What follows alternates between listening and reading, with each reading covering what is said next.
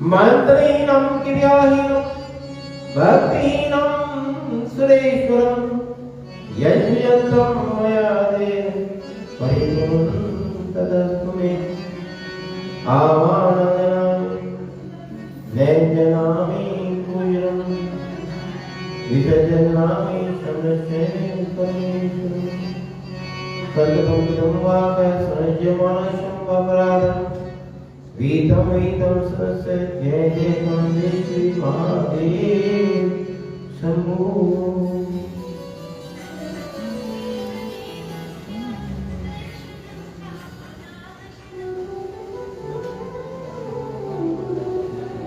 श्री राम जय राम जय जय राम श्री राम जय राम जय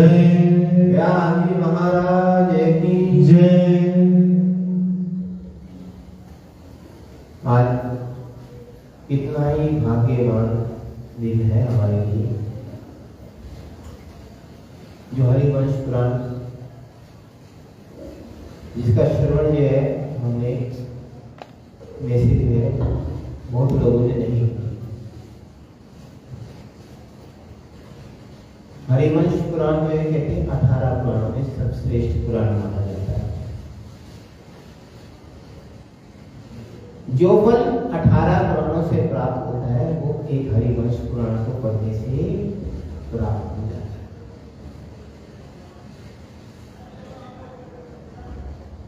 मन से, वाणी से, शरीर से जो तुम्हारे पाप हैं वो सब नष्ट हो जाते हैं। और जब पाप नष्ट होने लगते हैं शरीर से, तो मनुष्य का जो है भगवान के प्रति जो है उसका प्रेम बढ़ता है, उसकी भक्ति जो है भगवान के प्रति जो है उतनी ज्यादा दृढ़ हो जाती है।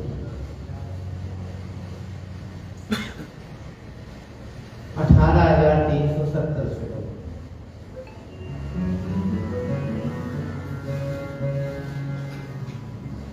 और कलयुग में जो है हरिवंश पुराण की बड़ी महिमा है। हरिवंश पुराण जो है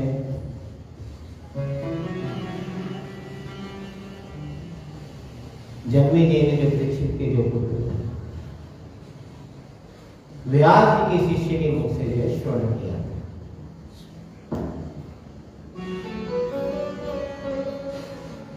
हरिवंश पुराण में जो है कहते हैं, हरिवंश पुराण की इतनी महिमा है। आजकल हम जो है संसार में हर प्राणी जो है उसका मन किस तरफ फंसा हुआ है, अपनी संतान में। कहते हैं अगर संतान ही हमारी अच्छी होती है तो हमारा कुल का नाम भी रोशन होता है। जितने पराक्रम हम सब करते हैं सब संतान के लिए। माँ जो है बचपन में अपना पेट जो है भूखा रखे जो है बालक का पेट भरती है। पिता जो है कहीं से भी धन का प्रबंध करके अपनी संतान को उत्तम से उत्तम शिक्षा प्रदान करता है। उसका स्वार्थ सिर्फ यही है कि मेरी संतान जो है हमारे कुल का जो नाम जो है उसको वंश को जो है रोशन करे।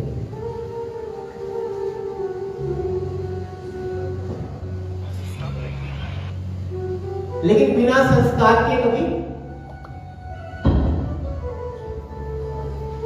जब संतान को अच्छे संस्कार प्राप्त होते हैं तो पूरा का पूरा कुल जो है डर जाता है। कहते हैं पूत सपूत तो क्यों धन संचय, और पूत कपूत तो क्यों धन। अगर संतान अच्छी है तो धन इकट्ठा करने से कोई फायदा नहीं है। क्यों? अगर संतान अच्छी तो धन आने से पूरे परिवार को जब भरने से, और अगर संतान ही जो है खराब है तो जोड़े हुए धन को भी नष्ट कर देगा। तो भगवान से हर प्राणी यही प्रार्थना करता है, जब भी उसके मन में सिर्फ एक ही संकल्प होता है कि प्रभु मेरी संतान में सही मार्ग पर चले, और अच्छे मार्ग के लिए संस्कार देने वाले भी हम। तो हरिवंश पुराण जो है वंश वृद्धि के लिए, संतान प्राप्ति के लिए और सब लोगों के निवारण के लिए जो है हरिवंश पुराण की रचना करेगी व्यास जी के मुख से।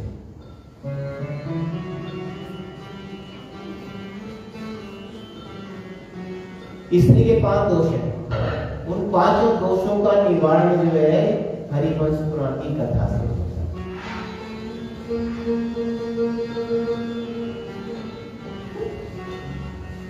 संतान जिसको नहीं होती उसको संतान प्राप्ति, जिसकी संतान जन्म लेने के बाद मृत्यु को प्राप्त हो जाती है उसी समय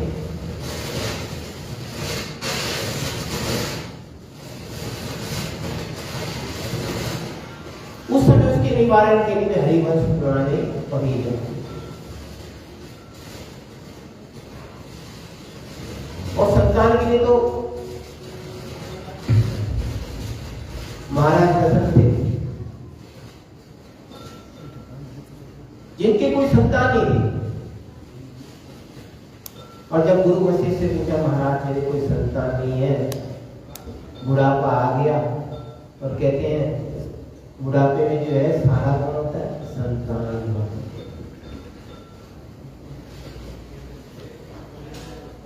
उस समय जो है महाराज दशरथ ने हरिवंश पुराण का पाठ किया था, श्रवण किया था वशिष्ठ जी के कहने पर, और उसी से जो है उसके यहाँ जो प्रभु ने जो 4 अंशों के साथ अवतार किया।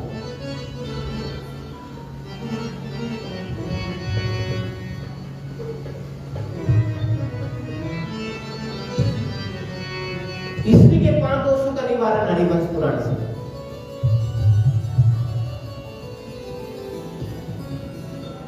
तो भगवान कहते हैं देखो मेरे प्रति जिसका प्रेम है अगर किसी के भाग्य में होगी तो।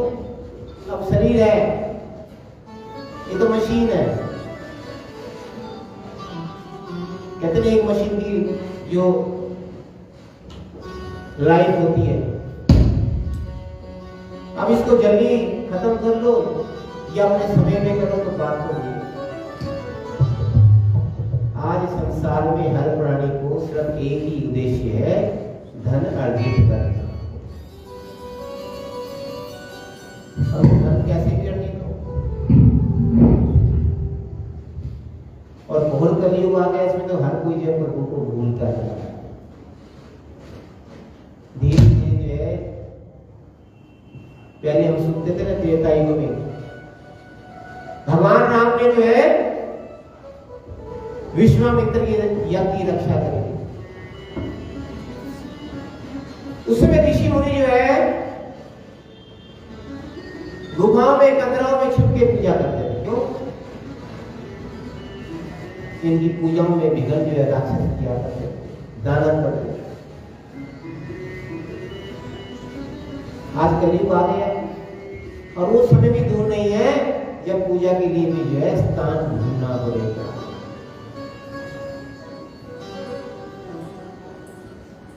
तो प्रभु की रसमयी कथा तो वो इसी को अच्छी लगती है जिसने प्रभु को जाना हो।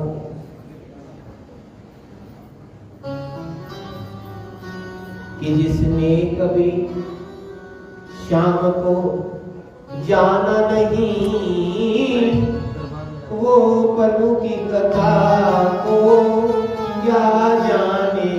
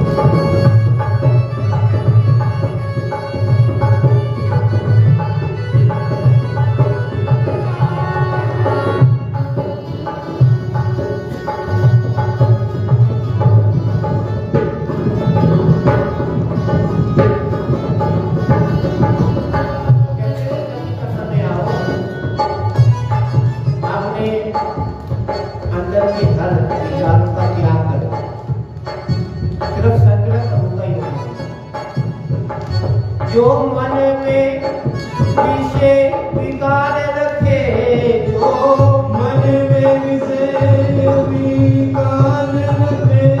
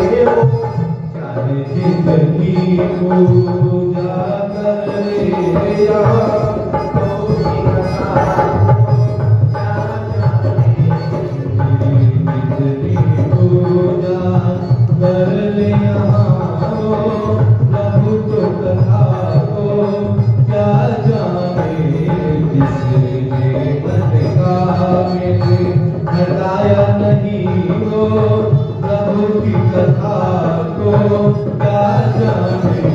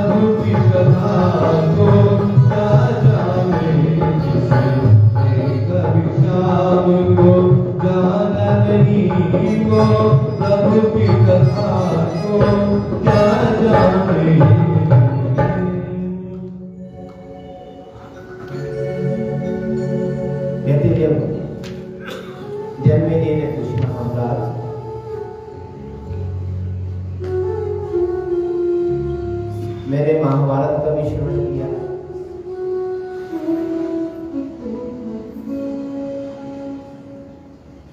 लेकिन मैंने महाभारत के श्रवण के बाद जो है ना तो भगवान के जो कुल थे,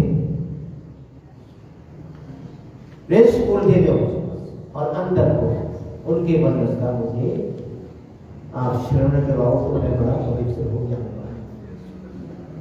कहते हरिवंश पुराण में जो है विनिश वंश और अंधक वंश के बारे में जो दिया, हरि का वंश, इसमें भगवान की संतान का जन्म हुआ, और जब भगवान के वंश का गुणगान करते हो तो हमारा वंश भी जो है आगे बढ़ता है।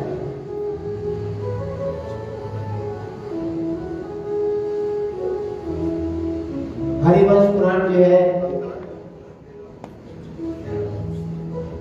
अंधक वंश में कौन है? जितने मथुरावासी थे सब अंधक वंश, और भगवान के द्वारका में जो निवास करते थे वो भगवान के विणी वंशी जो है कहे जाते। और इस हरिवंश पुराण में जो है व्यास जी ने, देखो व्यास जी कितने ही हमेशा व्यास जी ने जो है संसार के हर प्राणी का भला करने के लिए ही हर ग्रंथ की रचना है। आपने भी कुछ नहीं देखा।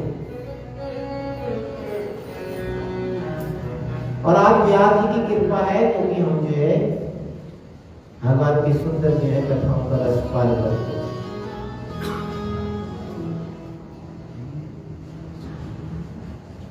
और हमारे कुल में जो है हमारा कुल जो बढ़ता है, ऐसे हमारे कुल को बढ़ने का जो है एक बड़ा कारण क्या है? हमारे कुल में पितरों का तर्पण करना।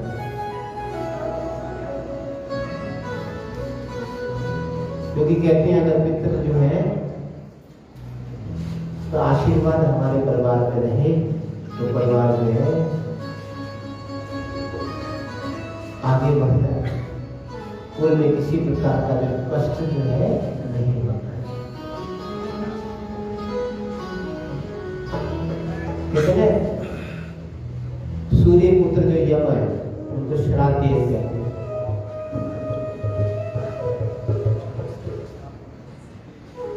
जो कि धर्म के प्रतीक है। हमारे यहाँ तो पितरों की दो श्रेणी बताई है, एक दिव्य पितर और एक मनुष्य पितर। दिव्य पितर वो होते हैं जो हमारे किए हुए कर्मों का हमें उसी के अनुसार फल प्राप्त करके देके हमें योनि में जन्म देते हैं। जो हमने कर्म करे हैं उसका लेखा जोखा जो है वही दिव्य पितर जो हमें प्रदान करते हैं। जब मैं मैं पितरों के बारे में जानना चाहता हूँ कि पितर है किसकी संतान?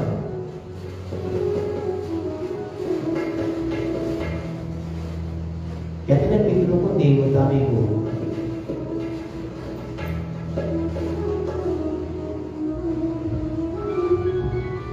अगर ये देवता है तो जो दूसरे देवता है वो कौन है?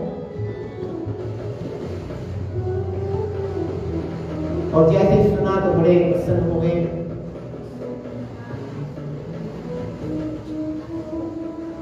वैश्वानर जी बड़े प्रसन्न हुए, कहने लगे क्योंकि जो भी प्रभु की कथा के बारे में सोचता है, जो भगवान का जो प्रेमी होता है उसके मन में बड़ा ही आनंद आता है। तो हमने कहा एक बार ब्रह्मा ने क्या किया, अपने पुत्रों को जो है जन्म देकर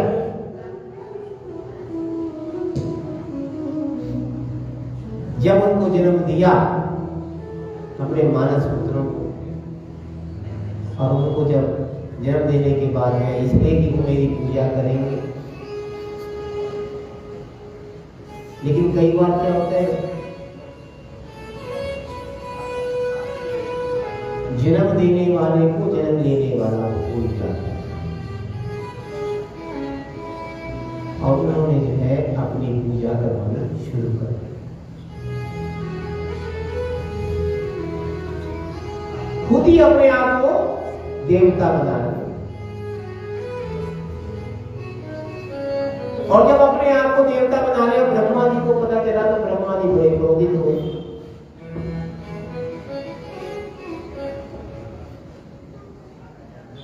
मेरे संतान, देखो पहले सृष्टि की रचना होती थी संकल्प से,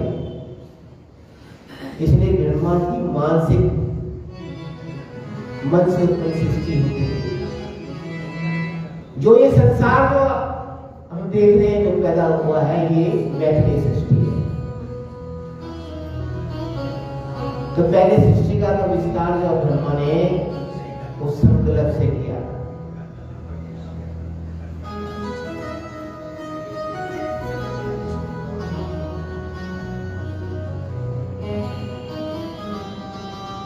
अब जब उनको घमंड हो गया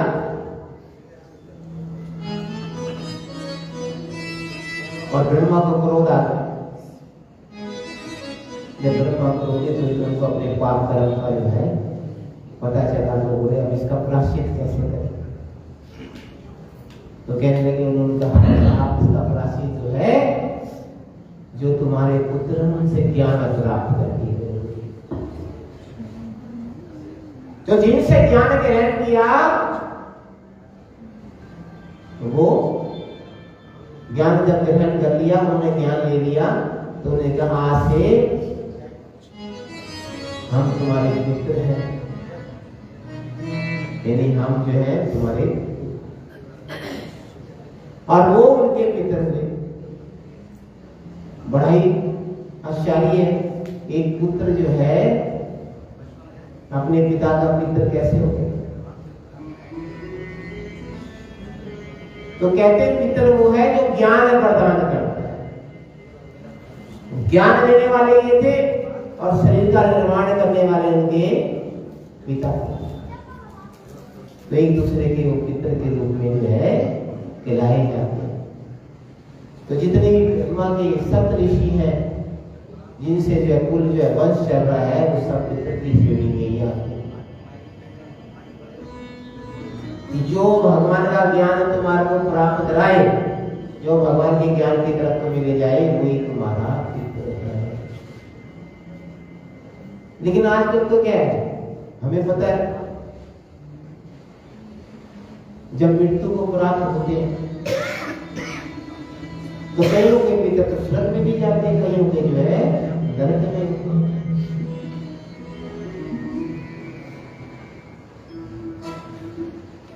तो जन्मेजय ने कहा महाराज ये बताओ कि हमारा दिया हुआ जो है हमारे पितरों तक कैसे पहुंचता है। हम जो श्राद्ध करते हैं, श्राद्ध में हम जब देते हैं तो कैसे हमारे पितरों तक पहुंचता है। क्यों? संतान देने वाले तुम्हारे पितर, धन देने वाले तुम्हारे पितर, तुम्हारी जो है आयु को बढ़ाने वाले तुम्हारे पितर, तुम्हारे घर में जो है सुख शांति प्रदान करने वाले तुम्हारे पितर, तुम्हारे ऊपर अपनी कृपा रखने वाले तुम्हारे पितर, तुम्हारे सब कष्टों को हरने वाले तुम्हारे पितर ही होते हैं।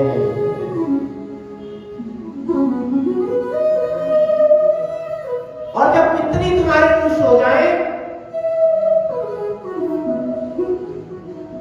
तो उस वंश का तो सर्वनाश पड़ता है।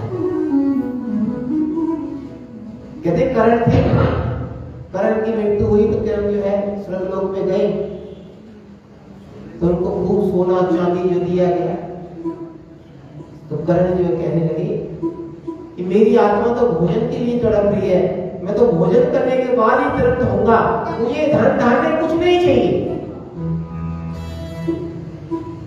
तो उसने कहा महाराज आपने सारी उम्र किया क्या? कहने लगे मैंने जो है अनेकों धन जेवरात जो है वो पितरों के निमित्त दान करे। पितर जो है इनसे तृप्त नहीं होते, आपने पितरों के निमित्त कभी जो है भोजन का समर्पण नहीं किया। तो कर्ण को जो है 16 दिन के लिए पृथ्वी के ऊपर फिर भेजा गया और उसी को अपने श्राद्ध का जो पूरा का पूरा 16 दिन का होता है, पितर पक्ष उद्यमी से शुरू हुई। तो 16 दिन तक उसने जो है पितरों की सेवा करी और उसी प्रसाद से जो है उसका कल्याण हुआ। कहते भीष्म पितामह थे, जब भगवान जो है कृष्ण जो है युधिष्ठिर के साथ विराजमान थे, तो युधिष्ठिर बड़ा ही बेचारे का मन जो है बड़ा व्याकुल हो गया। भगवान कहने लगे क्या बात है ये बता। कहने लगे प्रभु मेरे हाथ से कितने कौरवों का जो हमारे हाथ से वध हुआ, और मुझे लगता है कि अभी तक जो उनका जो है मोक्ष नहीं हुआ, तो कम से कम मैं उनके निमित्त तर्पण तो करना ही चाहता हूं। भगवान मुस्कुराने लगे कि जिसके हाथों से, जब भगवान के हाथों से जिसका वध हुआ है उसका तर्पण तो अपने आप ही हो जाता है, वो तो अपने आप मुक्त हो गया।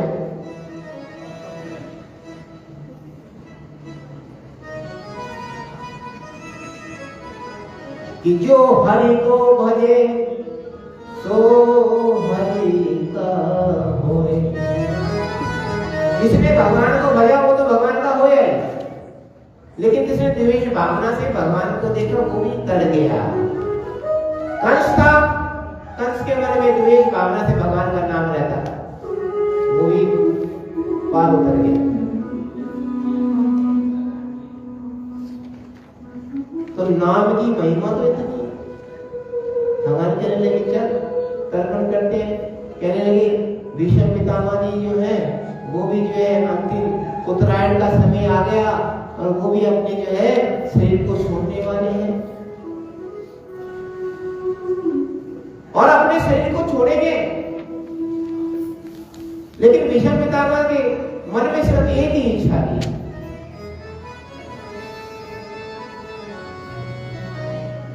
कि प्रभु जो है अंत समय में मुझे प्रभु के दर्शन हो जाए, कि अंत समय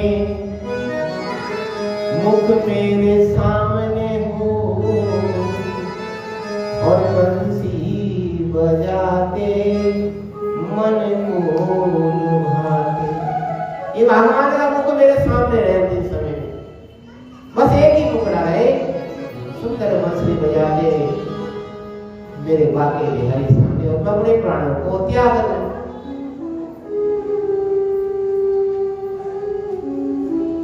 और जब वहां गए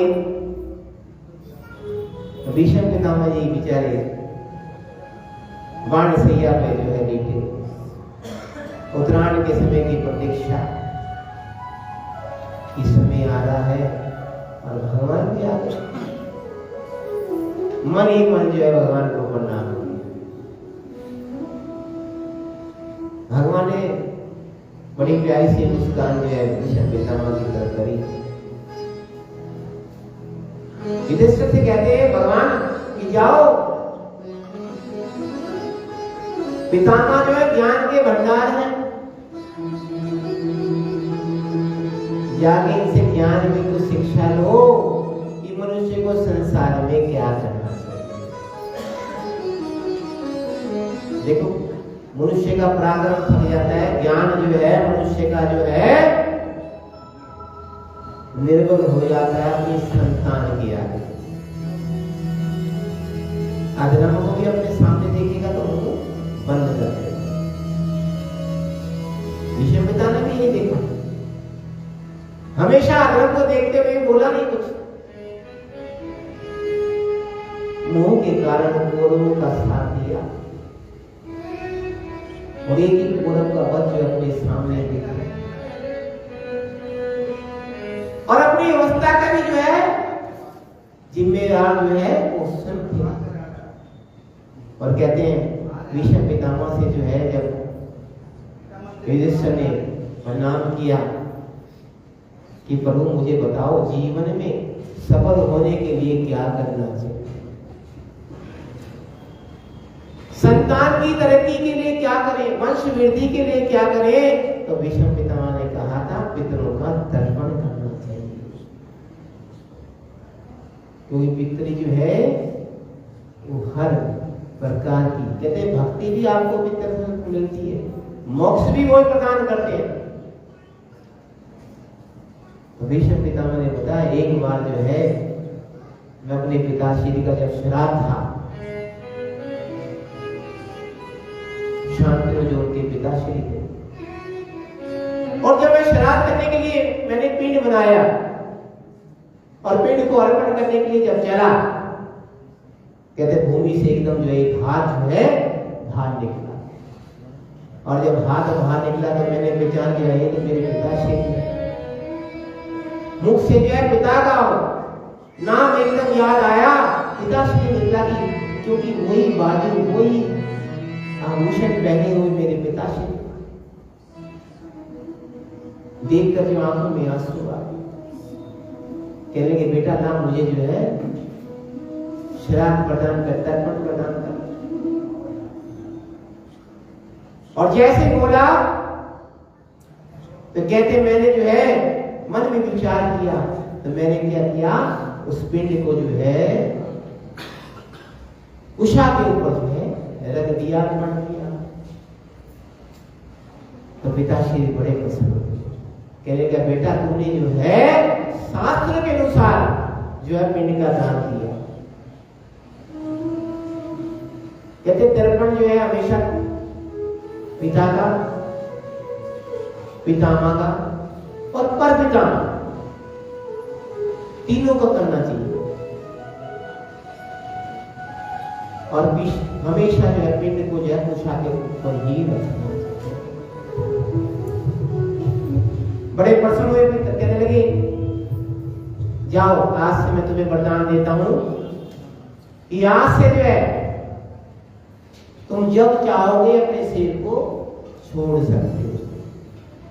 अपने शरीर का त्याग, अपनी इच्छा, मृत्यु तुम्हारे हाथ में है, अपनी इच्छा से जो है तुम शरीर का त्याग करोगे। जितने वर्ष तुम जीना चाहो उतने वर्ष तो जी सकते हो। और आज भीष्म पितामह ने जो है उसी उत्तरायण के समय की प्रतीक्षा करी और उसी उत्तरायण में अपने आप के शरीर का त्याग, क्योंकि कहते हैं उत्तरायण, इसलिए कहते हैं पितरों के जो है हमारे और पितरों में, देवताओं में क्या है, दक्षिणायन और उत्तरायण। उत्तरायण जो है वो देवताओं का दिन है और दक्षिणायन जो है वो देवताओं की रात्रि है। और मनुष्य का क्या है, हमारे यहाँ पक्ष चलते हैं, पक्ष पितरों के लिए शुक्ल पक्ष और कृष्ण पक्ष। तो कृष्ण पक्ष जो है पितरों का दिन है और शुक्ल पक्ष जो है वो रात्रि है। वो महीने में आ रहे हैं, वो साल में आ रहे हैं।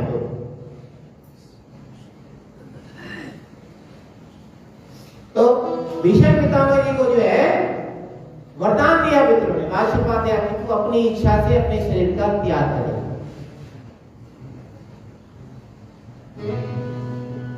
कहते एक बार जो है जब ये धोखे से जो है द्रौपदी जो है पांडवों ने हार गए और जो है शर्त के मुताबिक वो जो है अज्ञातवास हुआ, सब कुछ छीन गया।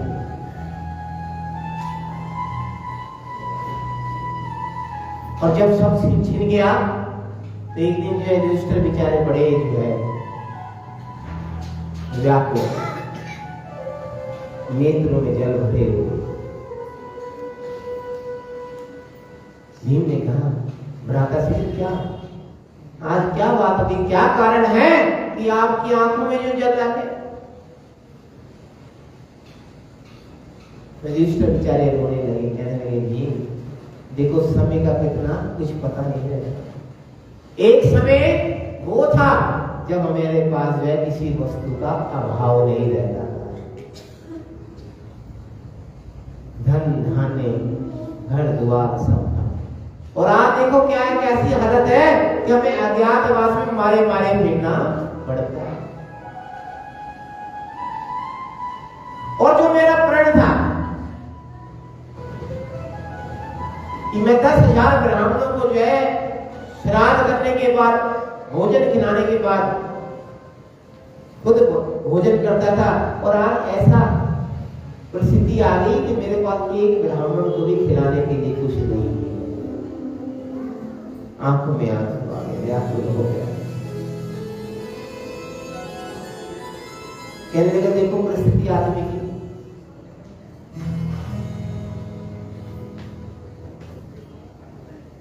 ये भी तो कहते देखो कि दुख में सारे जो है भाग जाएंगे हाथ, एक जो है भगवान ही साथ खड़ा रहता है। कि सुख के सब साथी और दुख में न कोई, सब साथी दुख में न कोई,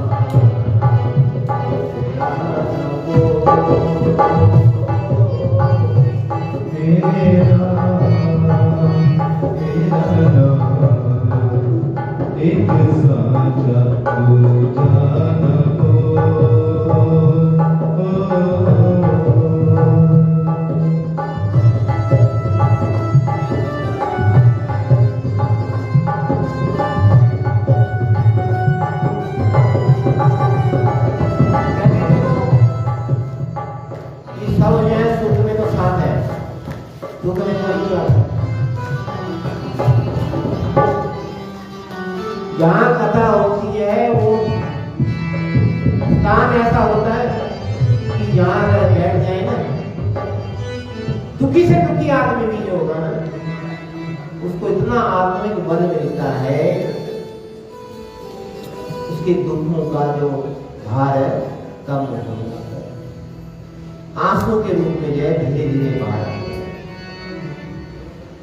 वो आंसू इसलिए नहीं, वो आंसू इसलिए कि आज इस परिस्थिति का जिम्मेवार मैं खुद हूं और इस परिस्थिति से बाहर निकालने के लिए मैं आपकी शरण में आया हूं।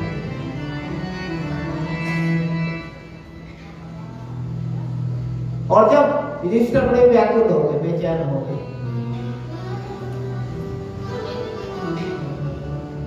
भीम ने सुना, बड़े व्याकुल हो गए, क्या करें, कुछ है नहीं साथ में, श्राद्ध कैसे करेंगे, 10,000 ब्राह्मणों को भोजन कैसे कराया जाए, मन में विचार करने लगे।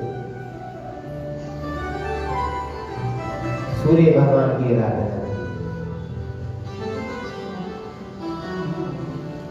सूर्य भगवान प्रसन्न हो और कहते हैं सूर्य भगवान ने जो है प्रसन्न होकर एक बाटी जो है युधिष्ठिर को प्रदान करी कि जाओ, जब तक इस बाटी में से जो है द्रौपदी के भोजन करने के बाद ये जो अन्न देना बंद कर दे। और युधिष्ठिर इतने प्रसन्न हो गए और कहते हैं 10,000 ब्राह्मणों का श्राद्ध जो है उसी बाटी के द्वारा।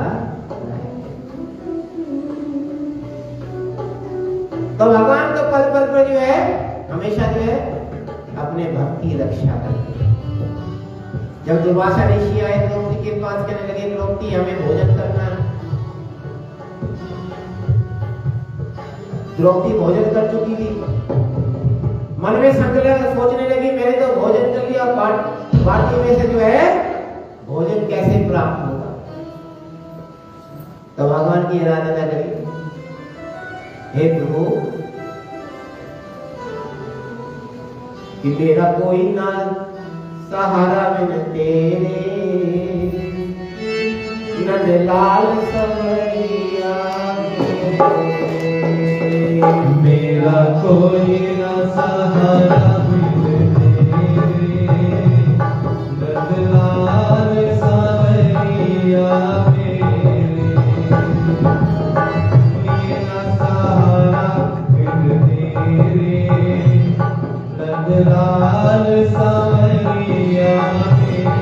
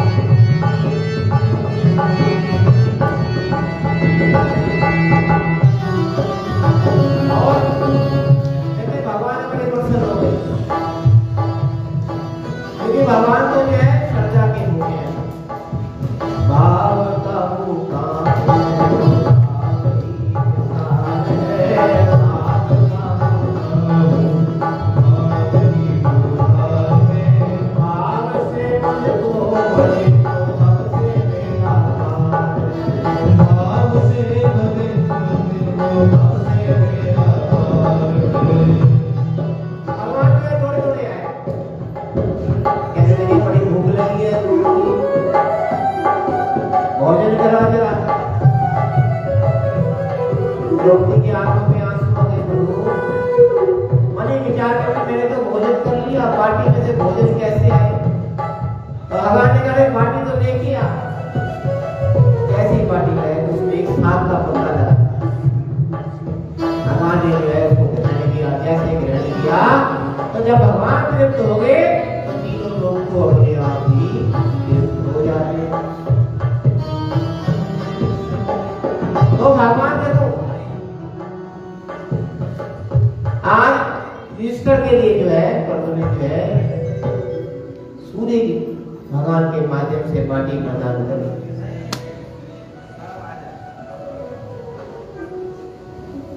कहते हैं हमारे जो पितर कितने हैं? 7 पितर।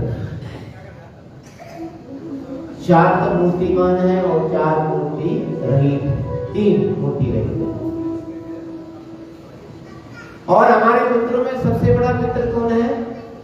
अयम्मा। कहते हैं हम जो भी पितरों के निमित्त देते हैं वो हमारा जो दिया हुआ है अयम्मा के द्वारा हमारे पितरों को प्रदान किया जाता है। आप जो है कोई भी तर्पण करते हो गोत्र का नाम लेके, वो ये बात पूछी थी जन्मेजय ने कि हमारा दिया हुआ पितरों तक कैसे? तो वो नरक में। तो जनाब यम्मा पितर जो है वो आपके गोत्र के हिसाब से आपके पितरों को वो जो है प्रदान कर देते। लेकिन आप जो भी कुछ देते हो वो सब सोम की वृद्धि के लिए चला जाता है। सोम मतलब चंद्रमा की वृद्धि होती है, और चंद्रमा की वृद्धि होगी तो आपको औषधि वनस्पति हर वस्तु जो है वो प्रदान करता है, जिससे हमारी पूरा संसार जो है आगे चलता है, काल चलता है। तो हमारे जो 4 जो है जो पितर बताए गए जिनको दिव्य पितर बोलते हैं, जो मूर्तिवान है, और मूर्ति रही जिन्होंने 3, और उन्हीं के द्वारा जो है हमारे जो है वंशज को हमारा दिया हुआ तर्पण मिलता है। और कहते श्राद्ध की बड़ी महिमा है। श्राद्ध करने का फल जो है आपको अवश्य प्राप्त होता है। कहते हैं अगर आप श्राद्ध करते हो और किसी कारणवश योग भ्रष्ट हो जाओ तो आपके पितर जो है आपको जो है उस योग भ्रष्ट से जो पुनः जो है आपका उद्धार करके जो है भगवान के चरणों में लगाते। कहते भरद्वाज के जो पुत्र थे वो जो है किसी कारण में जो है बुरे कर्म करके जो है योग भ्रष्ट हो गए, और वही कौशिकी के रूप में जो है पुत्र के रूप में जब उत्पन्न हुए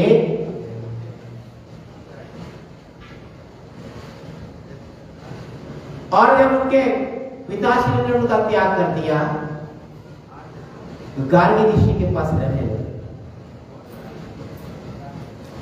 और एक रोज जो है उनकी जो गाय थी और बछड़ा वो तो चराने लगे, तो रास्ते में उनको बड़ा भूख लगी, सोचने लगे क्या करें। तो 7 पुत्र जो थे मन में विचार किया क्या करा जाए, तो उन्होंने कहा चलो इसको मार के खा ले। जो उनमें से बड़ा पुत्र था जिसका नाम था प्लेपन, उसने कहा मारने से पहले ही काम करते हैं, हम जो है इनको पितरों के अर्पित जो है तर्पण कर देते हैं, फिर इसको ग्रहण कर लेंगे तो इससे जो हमें पाप भी नहीं। उन्होंने कहा ठीक है। तो पितरों का तर्पण किया गया और गाय को मार कर था। पाप तो घोर था। और गुरु जी को आके जो है बता दिया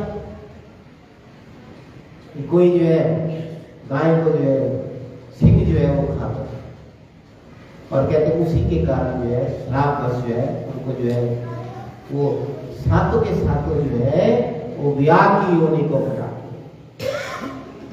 और जब व्याग की योनि को प्राप्त हुए तो पितरों की कृपा ये रही, जो उन्होंने तर्पण किया था उसका फल ये प्राप्त हुआ कि उनको पुरानी स्मृति अभी तक याद रही कि हमने पिछले जन्म में जो है ये पाप किया जिसके कारण जो है हमें जो है ये योनि प्राप्त हुई। तो उन्होंने अपने आप को जो है मौन धारण कर लिया और जो है अवधूत की अवस्था ग्रहण कर ली।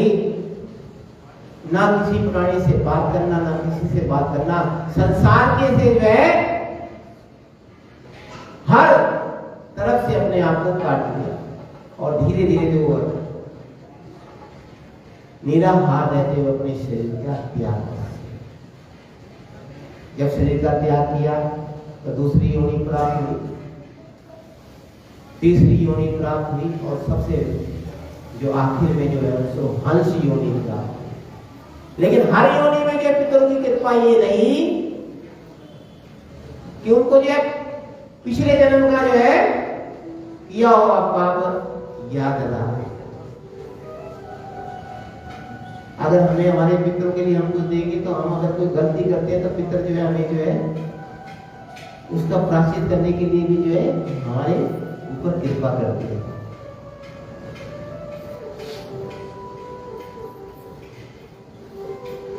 कहते हैं आदमी को अगर जन्म में इसी जन्म में प्रायश्चित करो। कहते हैं आपने अगर कोई कर्म करे, पाप करे, जैसे देवता है, देवता अगर पाप करते हैं तो उसी जन्म इसी जन्म में उनको जो है भुगतान करना पड़ता है। लेकिन मनुष्य जो है पाप करता है तो उसको अगले जन्म लेके उसका भुगतान करना पड़ता है।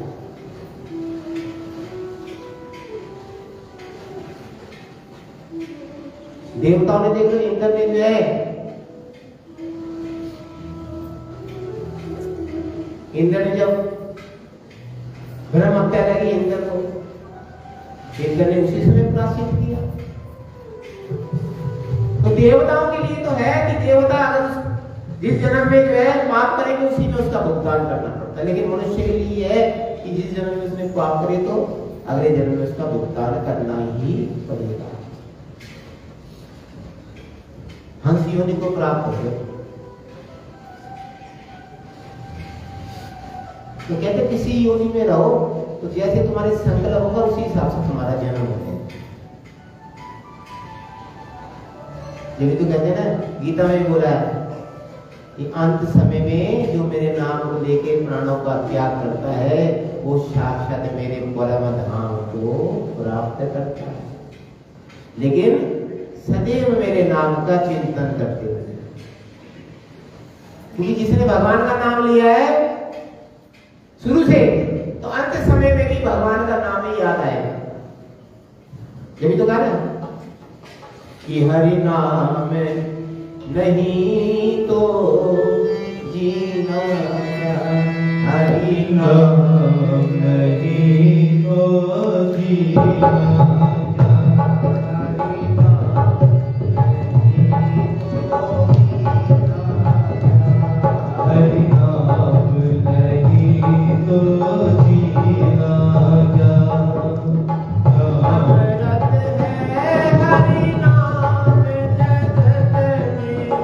अमृत है हरि नाम जगत में,